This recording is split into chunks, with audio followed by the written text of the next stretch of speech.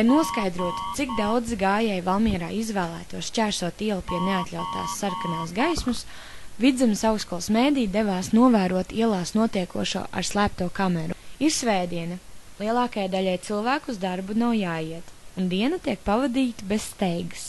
Varētu arī atļauties pie luksofora pastāvēt kādu lieku minūti, lai sagaidītu zaļo signālu, kas ļautu droši šķērsot ielu.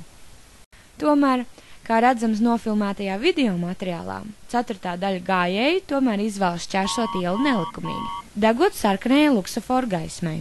Pēc ministru kabineta noteikumiem vietās, kur satiksme tiek regulēta, gājējiem būtu jāievēro satiksmes regulētāja vai gājēja luksofora noteikumi. Ja gadījumā kādā vietā šāda luksofora tomēr nav, tad ir jāseko transporta līdzekļu satiksmes regulēšanas luksofora signāliem. Sots par neatļautu ielas šķērsošanu ir izteikts brīdinājums vai arī sots no 5 līdz pat 20 latiem.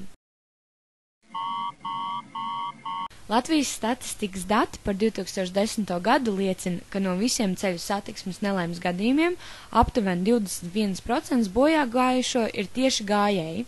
Lai gan tiek izteikti brīdinājumi un piešķirt arī naudas sodi, situācija šāds risinājums uzlabo tikai pavisam nedaudz. Novērojums tika veikts 1 stundu, kuras laikā slēptā kamera fiksē 22 pārkāpumus.